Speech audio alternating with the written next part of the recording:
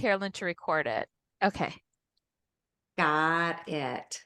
All right. Hello, everyone. Welcome to another Blue STEM Author Chat. My name is Kim Hazel Rudden. I am the publicity co-chair of the Blue STEM Award. We have an ISLE representative with us today. I'm going to turn it over to Carolyn and let her introduce herself. Hi, I'm Carolyn Kinsella, and I'm the Executive Secretary for ISLE, and we are so excited to do another Blue STEM Chat. So we're ready to get started. All right. So we have classes with us today from Greenbrier Elementary, from Glenbrook Elementary, and from Germantown Hills School. And we are here today because we have one of our amazing nominated authors with us. We have Kim Tomsic, who is the author of this book that I love so much. It's called The Elephants Come Home, A True Story of 7 Elephants, 2 People, and 1 Extraordinary Friendship. I had to take notes so I got those numbers correct. So I'm going to turn it over to Kim. She is going to introduce herself, and then we are going to start with questions. So I'm going to turn over to you and let you talk to us for a moment.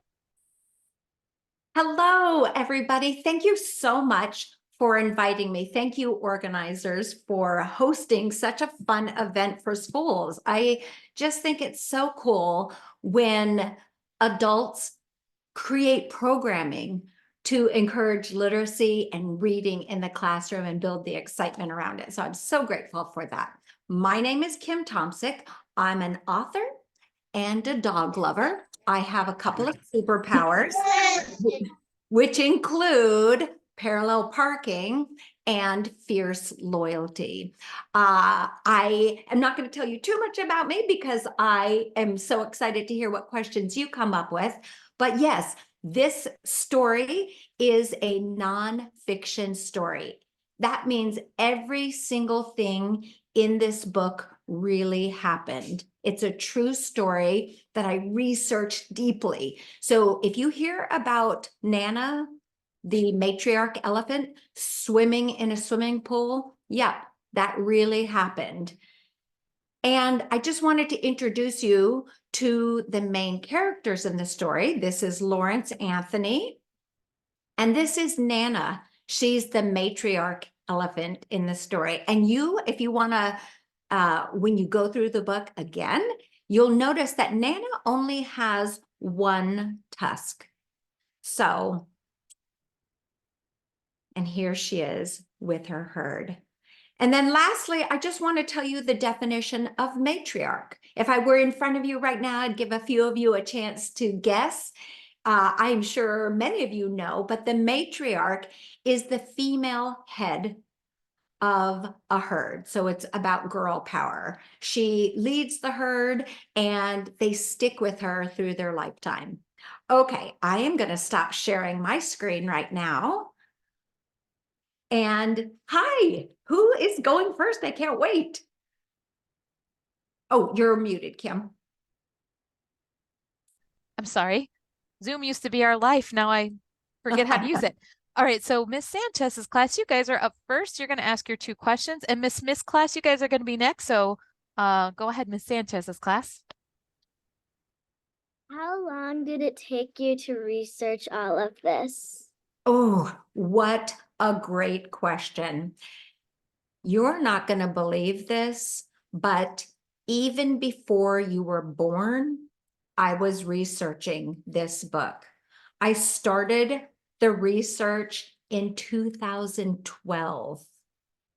And then the book was published in 2021. So that's a long period of time. The research, when you write nonfiction, it's so important that every single fact is right. So I even had my husband go to South Africa to capture one final interview to make sure everything was correct.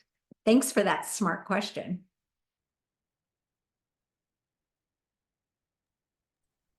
If you were not a author of the book, what would you be instead? Oh, I love that question. I wish I had 5 lifetimes to live because there's so many things that interest me. I love the study of the brain and neuroscience. However, what I would love if I were to have one more thing, is being an illustrator. I love the magic that illustrators add to a book.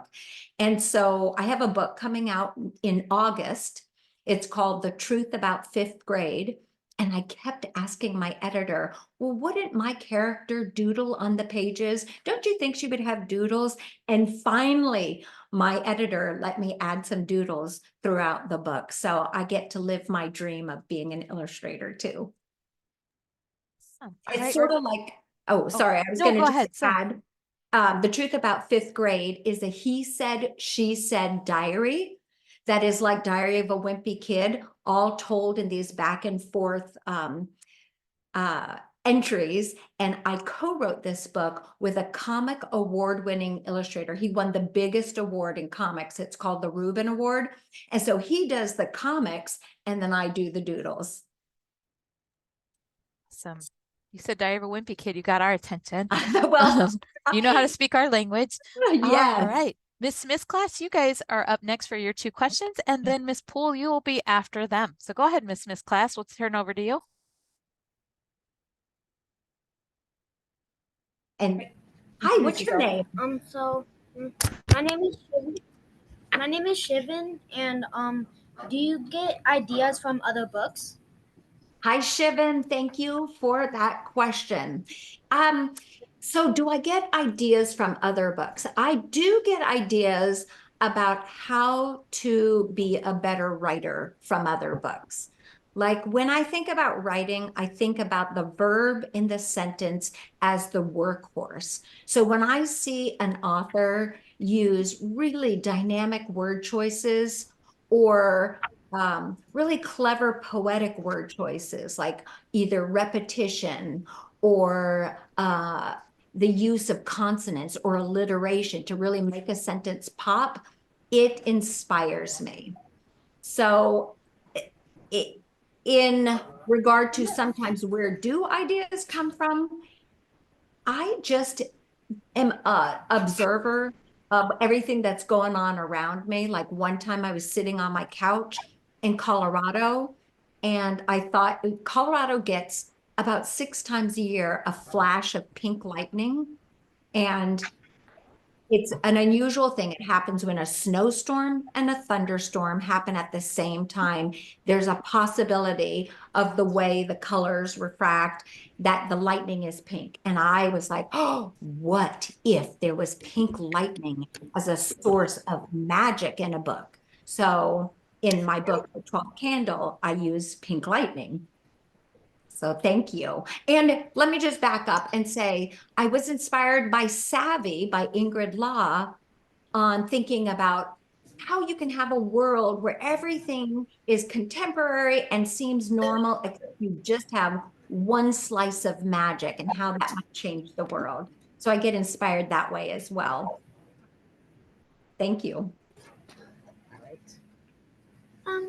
Hi, my name is Teresa, and my question is, are your sources always reliable?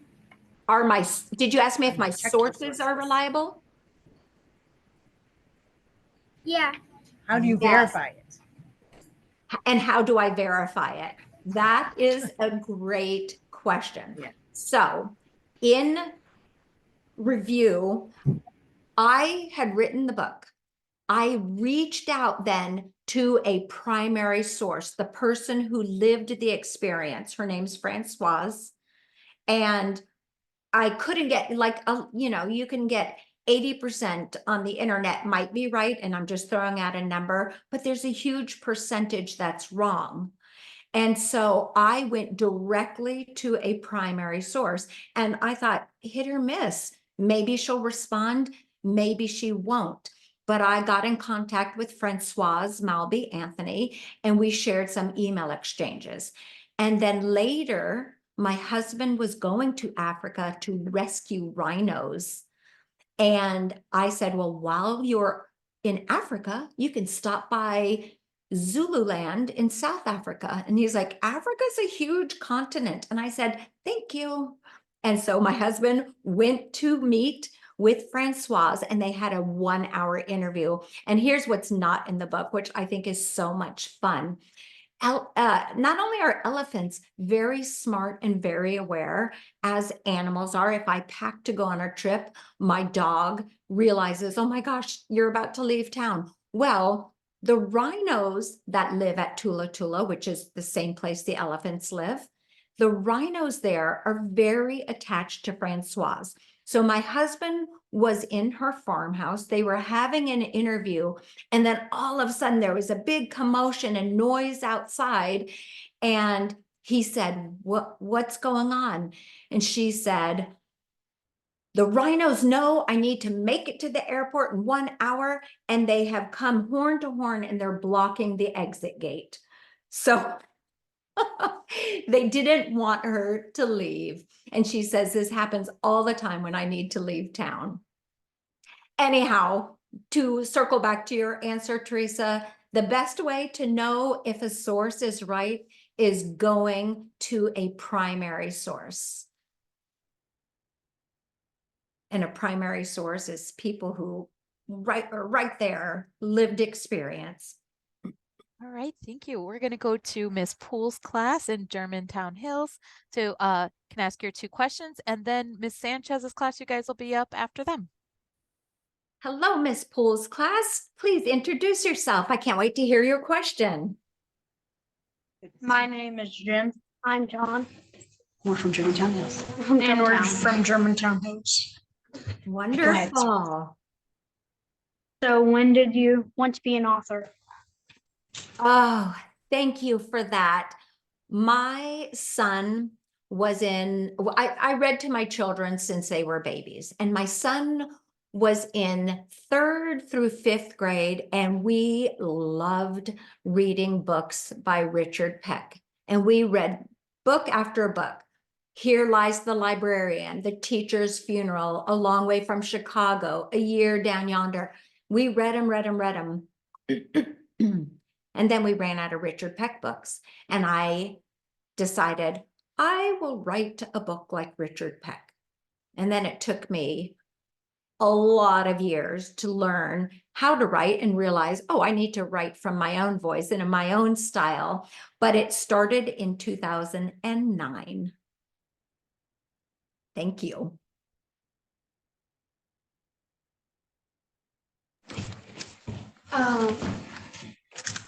My name is Callie. I'm from Callie. Germantown. And my question for you is, what is your favorite book? Oh my goodness. You know, it's funny because when my mood changes, my favorite book changes and it constantly rotates. Like I just read Big by Vashti Harrison. Oh, I'm in love with this book. It's so delightful. And then I teach classes for UCLA writers. And I was talking about how right now it is Black History Month. And I whipped out one of my favorite books for Black History Month, which is called Dave the Potter. Another book that I am in love with, gorgeous, gorgeous illustrations. And Counting on Catherine by Helen Becker, illustrated by Dow Pumerick. What a beautiful book. In middle grade, nonfiction ended up being one of my favorites. I don't know if you've read it yet, but it is called All 13. And it's the true story of the Thai boys soccer team cave rescue. Oh, it's by Christine Soontornvat. And it is riveting, page after page, following this true story of this whole soccer team that went underground cave exploring. And then the rains come in, and now we have to figure out how the boys are going to get out of the cave. And it takes an entire community, scientists, divers, world experts, all coming together. The story gave me chills and excitement. Thank you. I could keep talking about my favorite books. So many of them are behind me. All right, we're going to go back up to Miss Sanchez's class, and then Miss Smith's class. You guys will be next if you want to have your students ready. Hi, what's your name? My name is Davis, and my question for you is, are elephants your favorite animals?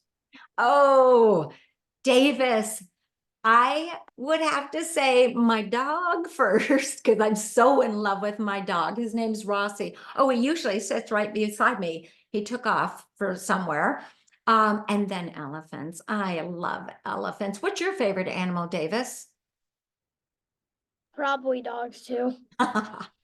I grew up with cats, but everybody in my family is allergic to cats. So I love cats, but sadly, the allergies.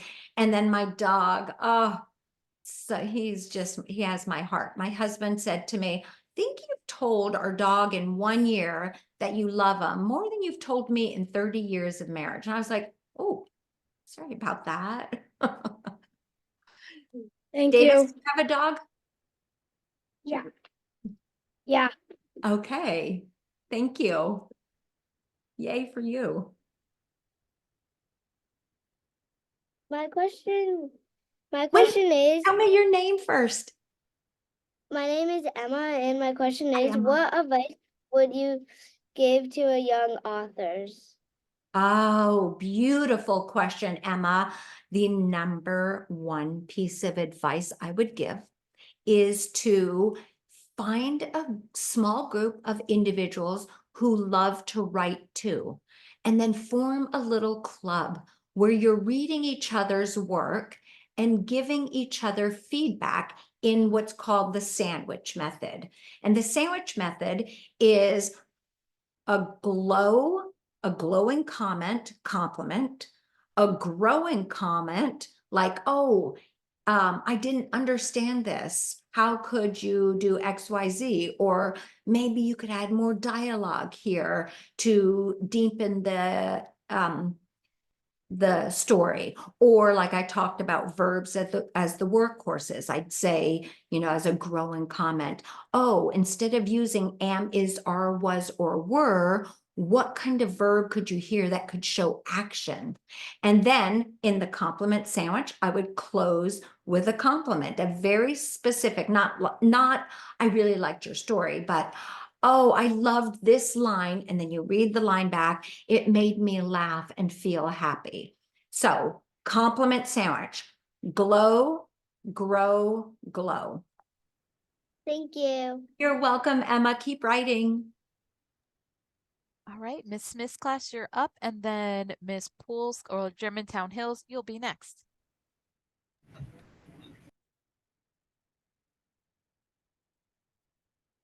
Hi, what's your name? Miss Oh, Smith, can you unmute?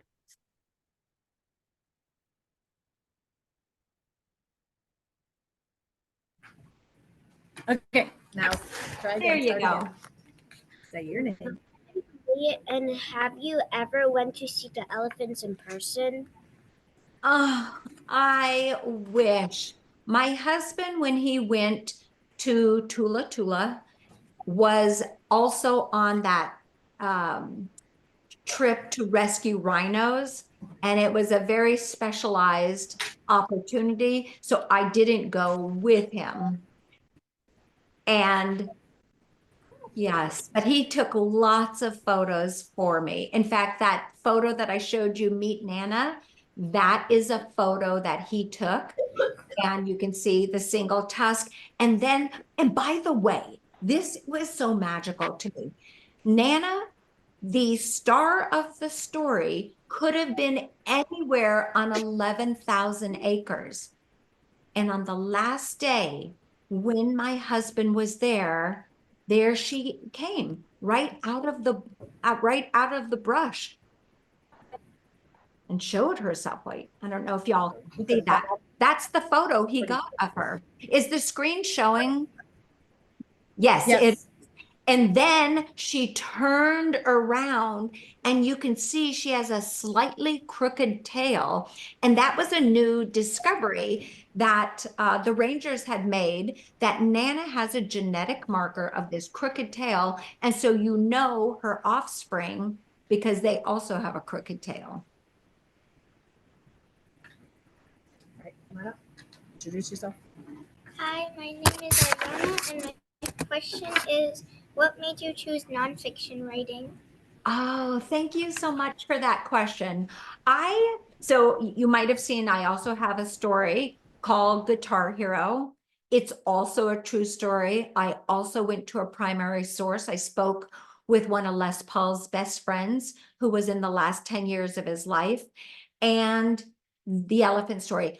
I was a history major in school. I love the truth because I love stories with magic too, but I felt like this story, everything being true, felt like it was magic. And my favorite word in the entire world is possibilities, and seeing how that can relate to us. Like for Les Paul Guitar Hero story, it's a story about perseverance and never giving up. And no matter what anybody says, you can succeed.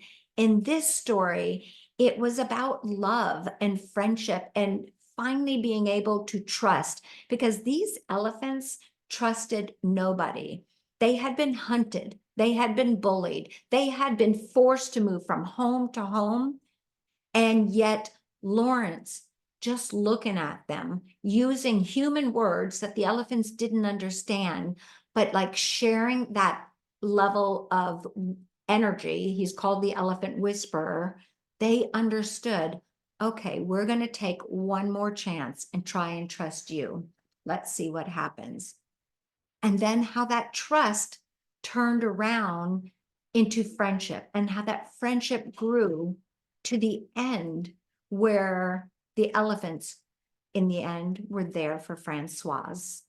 And I was so moved by that and the truth in that, that the nonfiction came to me rather than me seeking out like, what nonfiction story do I want to write? Because I was working on fiction with my novels. Anyhow, that's a long answer. Thank you so much. All right, Germantown Hills, you guys are up next. So right there, Emily. Say hi, you're Emily. Hi, my name is Henley, and my question is, what's your favorite genre? What is my favorite genre is going to be light. So light fantasy set in a contemporary world. I keep going back to that over and over again. And yet I do surprise myself thinking, oh, I don't like sci-fi. And then I read something that's sci-fi and I love it. So I would say, to answer your question, I'm going to own it. Light fantasy, so a little bit of magic set in an ordinary world, because I love the possibility of thinking, oh, could that happen to me? What's your favorite genre? Probably historical fiction or realistic Okay. fiction. Nice. Thank you.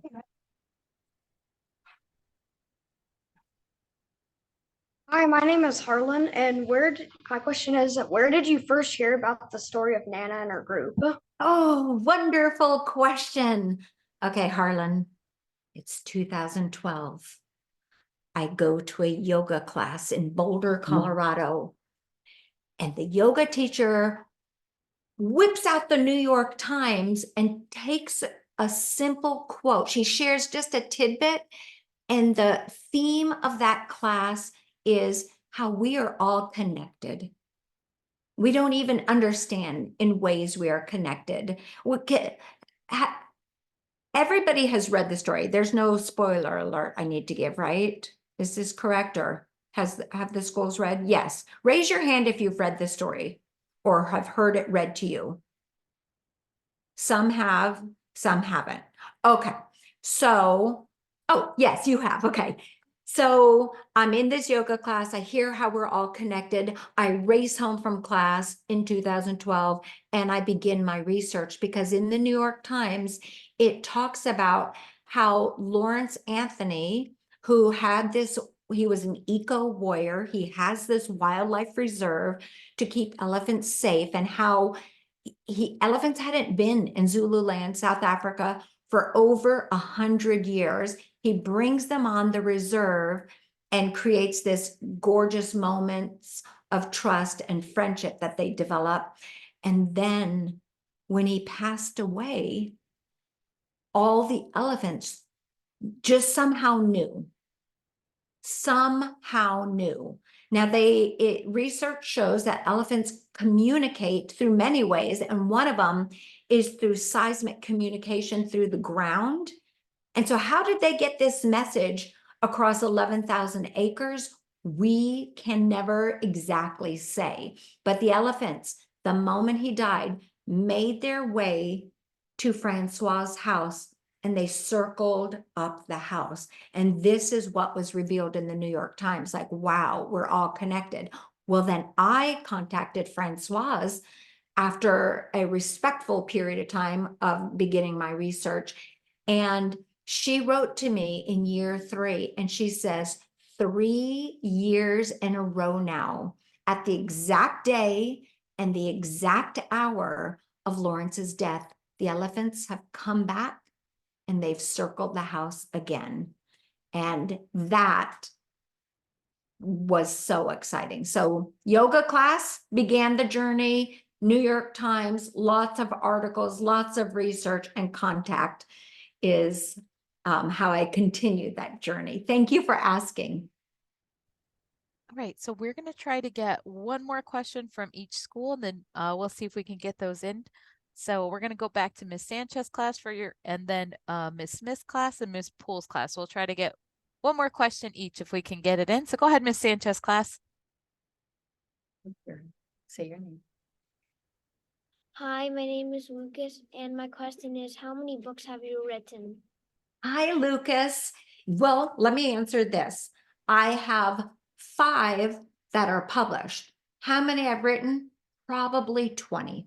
Because everything I write doesn't get picked up, and perseverance has to be part of that, because I will write something and my editor will say, oh, this is nice, but no, thank you. So rejection happens in this industry, and I just keep showing back up at the drawing board. I either fix a story until they say yes, or I move on to the next story. But in August, my 5th book will be released. Thanks for that question. Thank you. All right, Miss Smith's class. Evan. Okay. Hi, my name is Evan, and my question is, what is the hardest part of writing a book?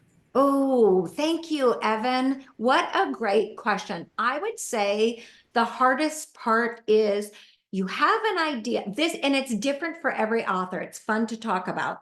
For me, it is getting started, like finding my entry point into the story. So often I start and it's too much noise at the beginning, but then I find, oh, this is where the story begins. Yeah, some authors love the first draft and find the editing and revising the hardest.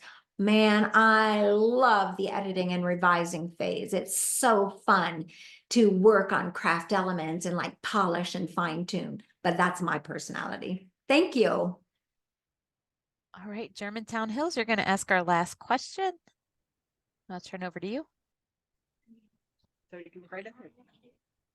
You go for it, Tim. What was the first book you ever wrote? Thank you for asking that. So I started working on the 1111 Wish back in the 2009 phase, and kept showing up at conferences, kept reading craft books, and kept working with a critique group.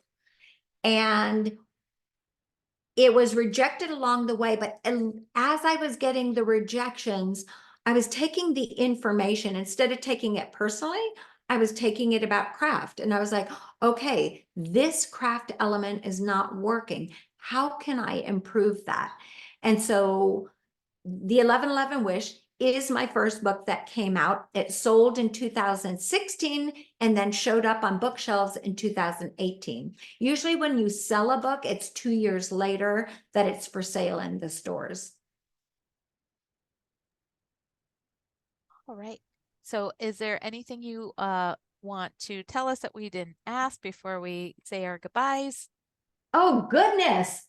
Oh, No pressure. If you don't have okay. anything, it's fine. You never asked if I ever lived in Illinois. The answer is yes. I lived there a summer before I started college. My sister lived in Chicago. Ah, what a wonderful state. I had such a wonderful summer. I worked, took the bus to work, saved money for college, and enjoyed every bit of my time there.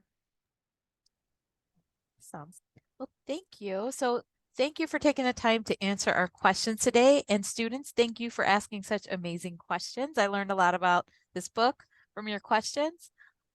So teachers, if you would like to, you can unmute so you can say your goodbyes. And thank you again, everybody, for joining us today. Oh my goodness.